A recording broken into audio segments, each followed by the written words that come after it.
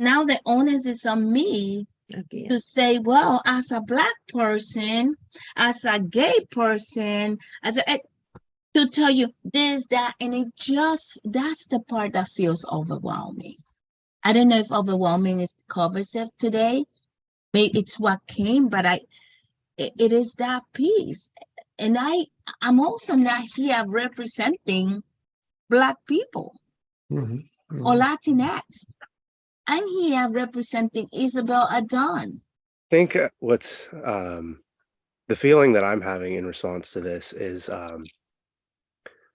it's like this warmth. I just have this warmth, and I have this like almost like joy, which is interesting in response to this conflict. And there's this, I just like, I see all of you, and I see this, this struggle, this working through, and it really strikes me like Lynn used the word intimacy, right? And it really strikes me that what we're talking about when we talk about safety, which has been our conversation since the beginning, and right now, and what Isabel shared is we're talking about intimacy. And it's interesting, like I was doing this class a few months ago about intimacy with my partner, and there's this idea of like how we are in intimacy together, and there's this idea of like if I'm gonna have sex with my partner, right? Do I want her to like be focused on pleasing me, or do I want her to be focused on enjoying me? And like it's pretty clear that I want her to enjoy me. I don't want her to worry about like I'm gonna enjoy it, but like I just want her to like take pleasure in me and like in being with me, right? That's what's great.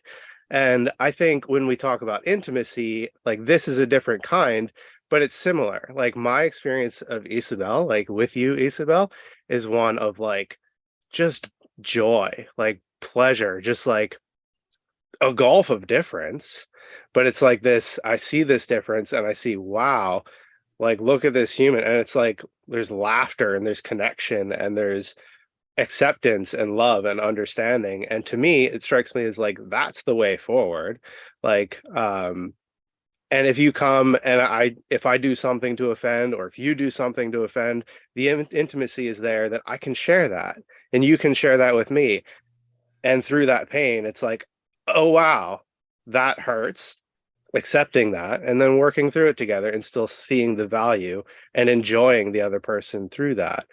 And I think we're really succeeding at that in a lot of ways, right? It's like it's this intimacy, and the fact that she can share that internal struggle. The fact that you can share that, Isabel, is like that's a gift, that is intimacy. And that is like, oh, now we know that.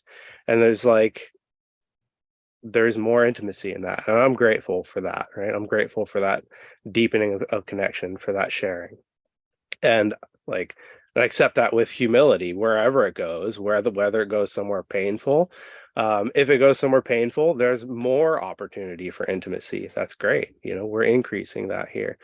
And across the depth of differences, like the greater the depth of those differences culturally or ethnically or whatever that is, like there's so much opportunity for growth in like that I'm grateful for in that intimacy, right? Like, and it's not a taking, it's just like it's an accepting of, wow, there's this difference, and that's exciting. And and through empathy and through support is offering myself in understanding. I think one of the most sacred things that we can do for each other is simply understand and accept. And I think that's what we're here for in this group and as human beings. And yeah, that's my piece.